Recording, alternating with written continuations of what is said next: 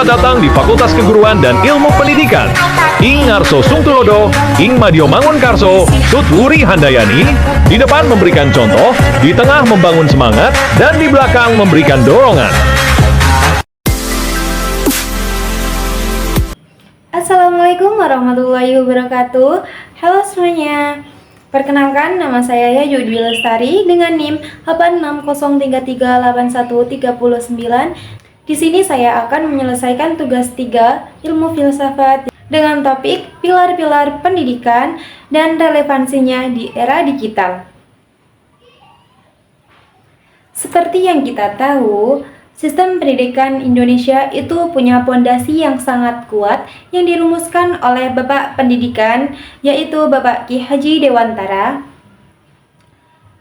Nah, hari ini kita akan membahas bareng apa sih sebenarnya makna pilar pendidikan itu, bagaimana prinsip-prinsipnya, dan yang paling penting, apakah nilai-nilai zaman dahulu itu masih relevan dan bisa dipakai di zaman serba digital seperti sekarang. Mari kita simak penjelasan dari saya. Yang pertama yaitu makna pilar. Mari kita pahami dulu apa itu pilar. Dalam pendidikan, kalau kita ibaratkan pendidikan itu seperti sebuah bangunan rumah, nah pilar itu adalah tiang-tiang penyangganya.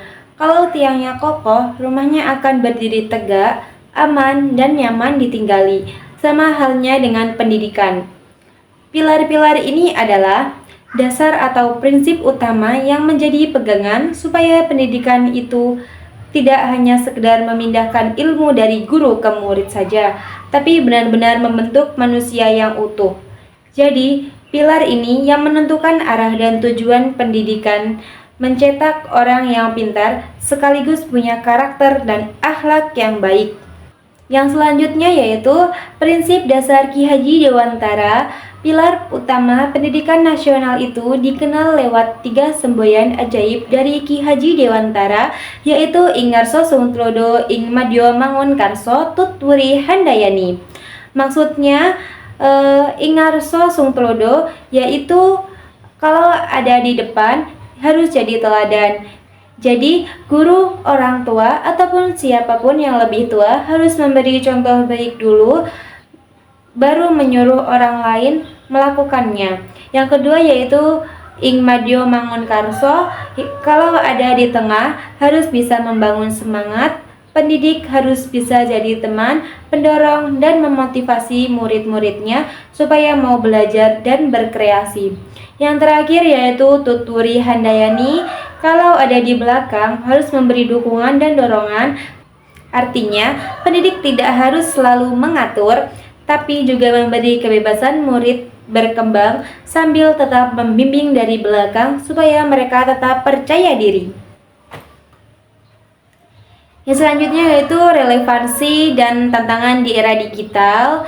Pertanyaannya sekarang, apakah semboyan ini masih cocok dipakai di zaman internet, media sosial, dan pembelajaran daring seperti sekarang? Jawabannya masih sangat cocok, tapi tantangannya berbeda.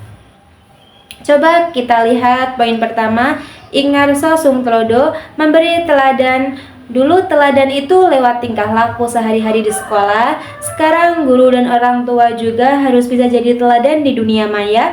Misalnya bagaimana kita berkomentar di media sosial, membagikan informasi yang benar, atau sopan santun saat berkomunikasi lewat layar.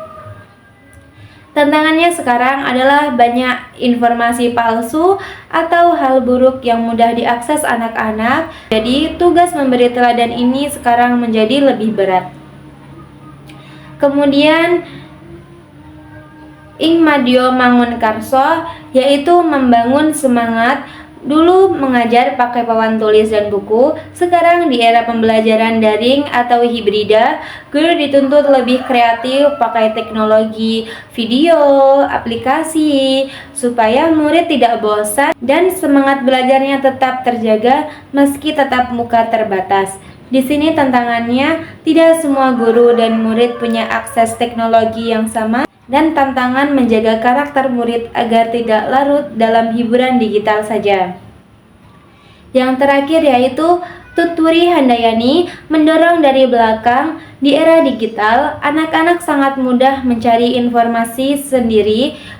Peran guru berubah, bukan lagi satu-satunya sumber ilmu, tapi jadi pembimbing yang mengarahkan mereka cara memilah informasi, melatih literasi digital, dan mengembangkan bakat mereka sesuai minatnya.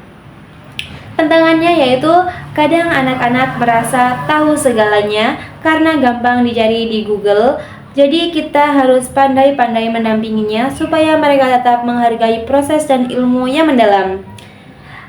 Yang selanjutnya yaitu relaksi, menjawab persoalan pendidikan nasional. Kalau kita renungkan kembali, persoalan pendidikan kita saat ini itu antara lain kesenjangan akses, rendahnya budaya membaca, sampai masalah karakter dan etika di dunia maya.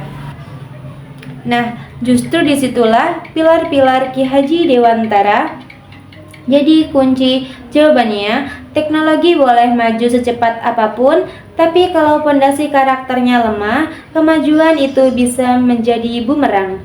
Kalau kita pegang teguh ketiga prinsip itu, pendidikan kita tidak akan kehilangan arah. Kita bisa memanfaatkan teknologi sebagai alat canggih, tapi tetap menjaga nilai kemanusiaan, sopan santun, dan akhlak. Jadi intinya teknologi berubah, metode belajar berubah, tapi pilar dan tujuan pendidikan untuk memanusiakan manusia itu tidak boleh berubah. Begitulah sedikit pandangan dari saya. Saya akhiri. Wassalamualaikum warahmatullahi wabarakatuh.